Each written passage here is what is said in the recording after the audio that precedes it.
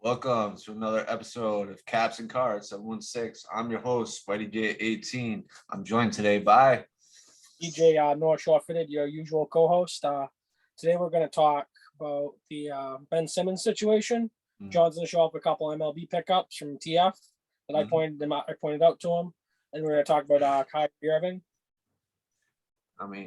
But first, you got to talk about practice. I got AI on too. I also have a hat club hat to go with this one. I got the Mitchell and Ness rookie jersey. Mitchell and Ness rookie jersey, and I have the OG All-Star game drop without the black eyelets, icy, that I like wearing with this one because it matches the white, the red, and the blue, and the numbers. I wish I had a little more blue in this one, but it's not really the same blue because that blue really sticks. No, this one matches like completely. It's kind of cool.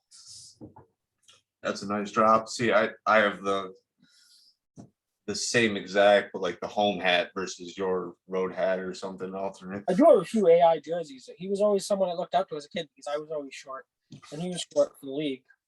Like when they show that photo of that little kid where he's got like the mustache drawn on, he's got the sleeve, and it's like, this is how defining this guy was to he was also generation. the first guy. He was also the first guy to really like get out there and like not like go against the grain with the NBA, like wearing the dreadlocks, all the tattoos, the cornrows, stuff like that. That a lot of the rules came from him. The AI rules.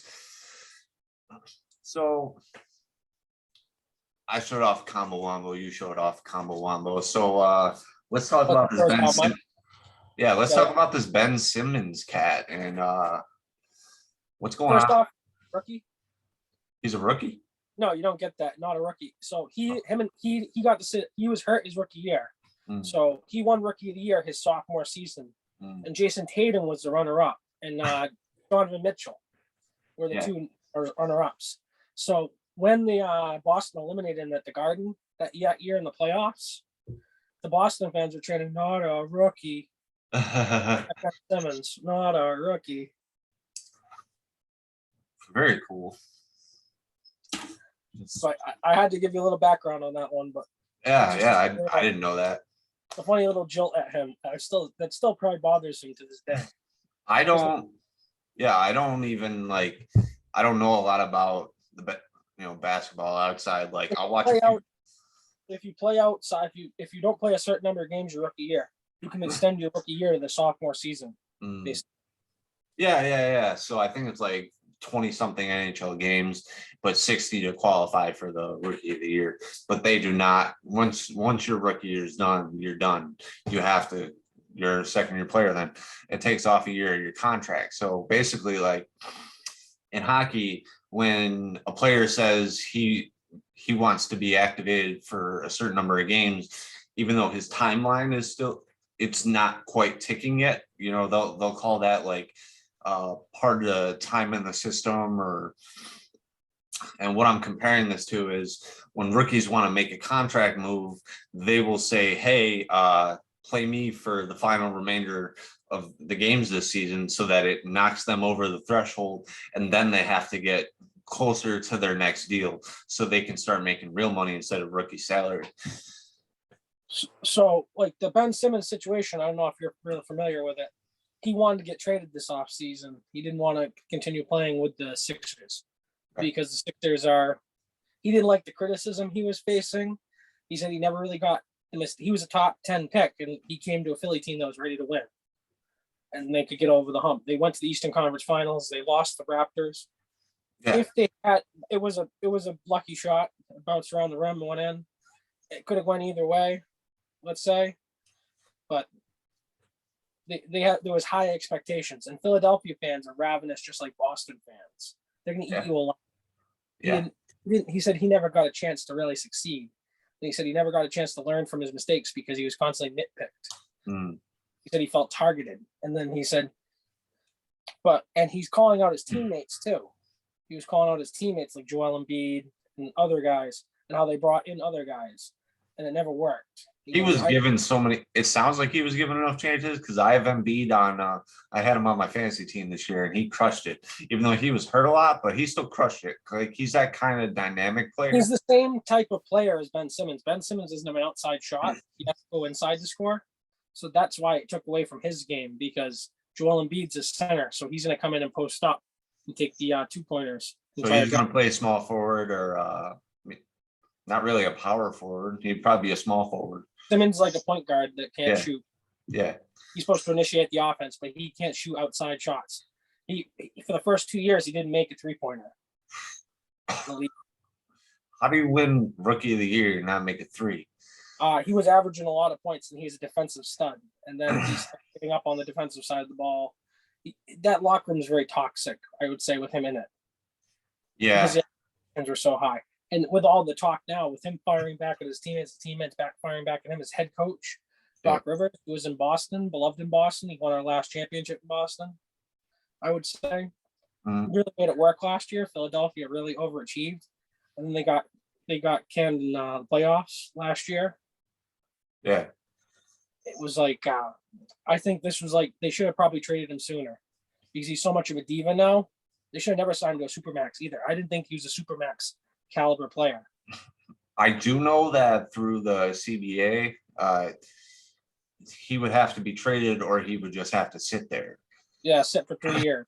He has 3 years remaining on his deal, including this year. So he'd have to either pull like a Megatron or eat it. He'd have to sit out. Yeah, I think he'd have to sit out because Philadelphia would have to waive him. And Philly wants something for him. But I think a lot of teams are hesitant to trade for him now because he wants to go to the Lakers, I think was the destination he was trying to get to grow on and join that super team with the old heads. So he doesn't have to be the guy.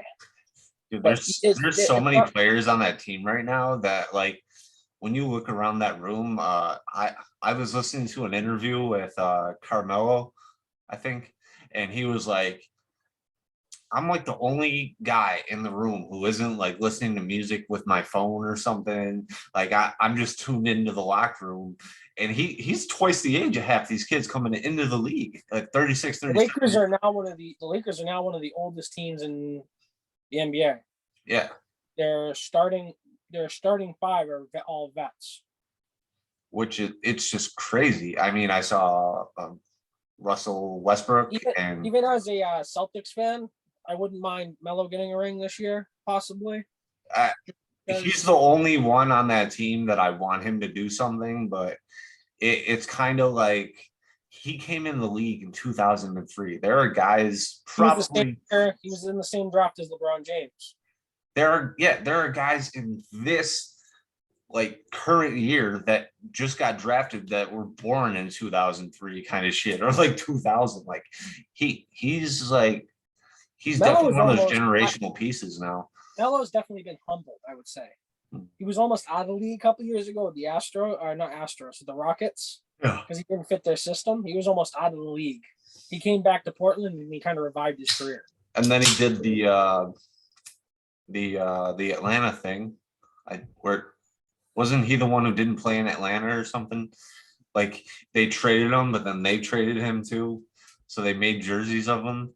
There was some player that never played a game as a Hawk, but I think Vince Carter you're thinking of. Yeah. Or maybe I think who you're talking about. I'm thinking it's VC. Maybe. I know he played with Atlanta though. I know he did play with Atlanta as a role player. I think they both did. Like I said, I'm not a huge basketball expert, either you, but I'm just saying, like in general, it would be nice for Melo to get a ring, in my opinion. Even as a Celtics fan, they'd overtake us in total championships because they're tied at 17-17. It's definitely not a banner year for the Celtics. I do like our new head coach. Watching opening night, we had a lot more ball movement. We were last in ball movement last year. We played a lot of ISO ball. Yeah. But now we're doing more ball movement. We're trying to get back to that unselfish style of basketball that opens up the offense a lot more. You gotta have guys hit shots. That's all. All I know is that the Bucks raised their banner. They put on a whole show, and then today versus the Heat went on like a 30-point run on them in the first quarter. they couldn't even make a basket. I'm not a basketball expert at all. We're just doing this for the jerseys and the hats, the combos and things like that. So I do watch Celtics basketball, but beyond that, I don't really watch a lot. So peep this. This is kind of like color specific. It's close. This would be better for your jersey. This is the Lehigh Valley Iron Pigs. That's the problem with this. It's a darker blue, so yeah, that's why that Phillies hat. I got the Nets on because I want to talk about another locker room situation. Kyrie Irving used to get vaccinated, so he can't play at home. He can't play in California.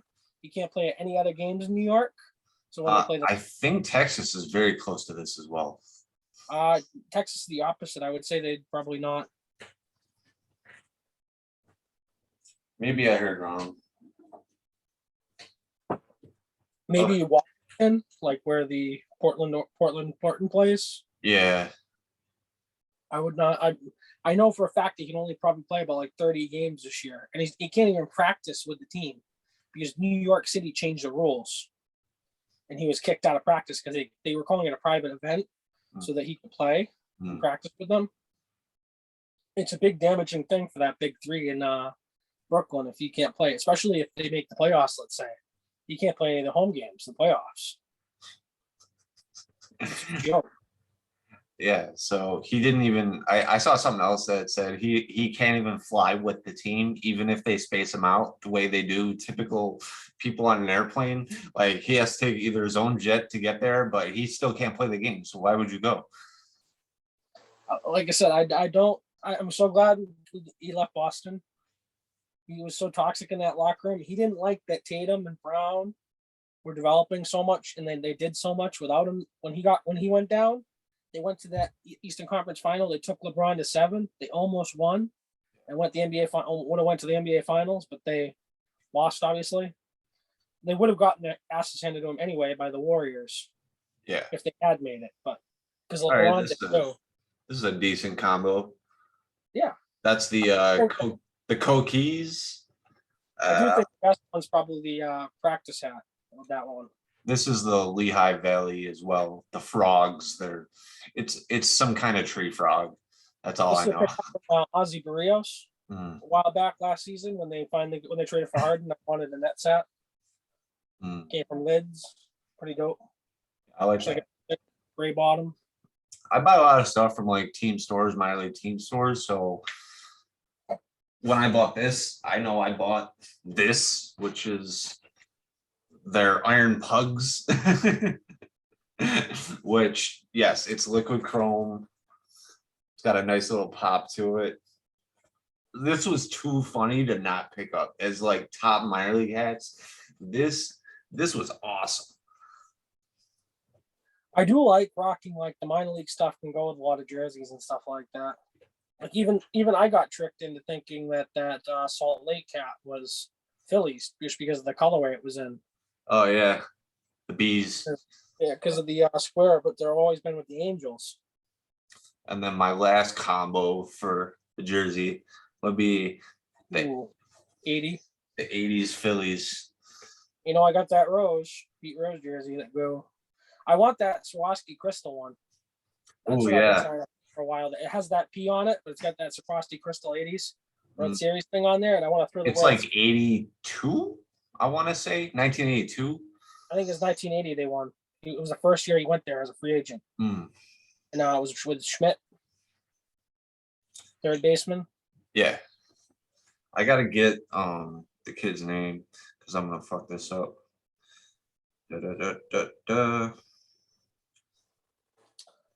But I know you had a couple minor league pickups from TF that Topper just recently redid, but these are the OG ones, Musa. Oh, these are so sexy. Greenville Astros. They're now the Greenville Drive, and they're affiliated with the Boston. The Drive, yeah. Now they have a Boston Saturday or Sunday hat, which is actually pretty cool. They were trying to give it's like their G, but like in a B. It's pretty cool. OG White Guts. Obviously, Musa. Yep. And think in one of these he had the price tag, so you could actually see that it came from like Hat Club or something. Sweet hat. I'm on the lookout for a lot of these older. This was my favorite Astros logo, like of all the logos that they have. When I see that Astros logo, I think of Jeff Bagwell, Roger Clemens, that team that lost the White Sox in 05. I really, really like that. Just that logo together. It was Clemens, Pettit. It was like the Yankees all over again, just in a new city, and it was fucking crazy. You know why Houston? Hmm? You know why Clemens went to Houston? Because his kid played college there. No, his kid was on the Astros, I believe, in the AAA. Oh, that I didn't know. He was in the Astros, and he wanted to play together with his son. I remember there was one thing, like everybody would punch in like who has famous people with my birthday, and the guy that came up was Craig Biggio. So I have the same birthday as Craig Biggio, and now I'm a big fan of Kevin Biggio, who sometimes plays for the Bisons, also plays for the Blue Jays. Just it's kind of weird how like it just starts happening and popping, and it's so cool that the Blue Jays were able to snag all these former major leaguers and they're on a team together, and then their dads are in the stands. Yeah. Yeah. And then this one came from Hat Club. He put the price tag in there. So, and I ripped both stickers off. He had them on the bucker end, and then I threw them right out front there. So this is the Southern Michigan Devil Rays. Also another loose ahead. That's like a Spartan colorway almost, because it's like the Spartan college team's colors, huh? Yeah, but it's Devil Rays. No, just like the colorway of it. With that, whenever I think Michigan, I think Michigan State college team. Southern Michigan Devil Rays, and then the Greenville Astros. Yeah, definitely some real cool pickups. I know you like the Moosa stuff just like I like the Moosa stuff. Dude, I'm really stoked on these logos. Like this is that nice rust. It looks real nice, even though it's. I remember you talking to me about that Michigan Rays, and like as soon as I saw it, I was like, I gotta tag John in this. Because I know I have the O Rays, and I might have another like one other Ray where I was like, oh, that's a lock. I remember you were bummed that one. I think that one was on Toppers recently. Yeah. You missed out. Yeah, but I'd rather have this moose all day, and $20, you're not gonna beat that. This is a sick hat. That probably fits way better than the Bangladesh anyway. Yeah, I don't even mind these slight curves. They're like perfect right now. These are perfect. Go. Ready to go. Yeah, I mean, did a little bit basketball talk. We did a little bit minor league talk. Mm-hmm. Are the Bison still in the playoffs? Or the minor league Oh playoffs? yeah, that ended like it. Kind of like how Mike was talking about, like this ladder thing. They made it to the third round of the playoffs, and they lost to like the Yankees, the Scranton Rail Riders. It's just something I don't follow, so I didn't know.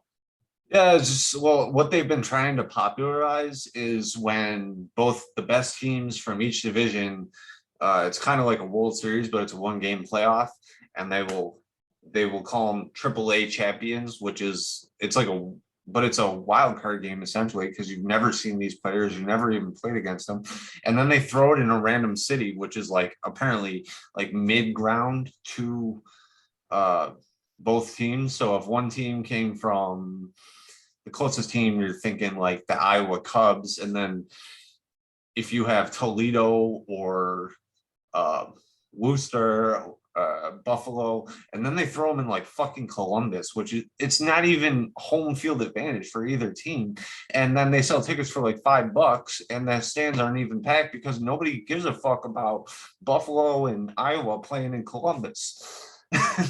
When they could have just easily made one game here and maybe one game there and called it a fucking trip. At least make it a 3-game series. Yeah, 3-game series. Whoever has the top any more wins. Or play 2 games in Buffalo and play 1 in Iowa and call it a day, because it would be a much more structured. People would care. People would want to be there. Yeah, definitely. Sorry, I got a And little heated there because they did yeah, that to one of our teams. yeah, it's interesting. It's just like I'm sure a lot of these players get like plucked too when they get towards the playoffs because they're in September and they're going to the playoffs, or these guys might get snagged onto a playoff roster just to have an Yeah, extra. yeah, and that will actually that's what happened with the Bisons is Kevin Smith got called up to the Jays because they needed an outfielder or something, and fucking who did we have come into that spot? Like it was nowhere near as impactful as like It's almost as if you're cheering for the team and you're not really rooting for players because the players are always shuffling in and out.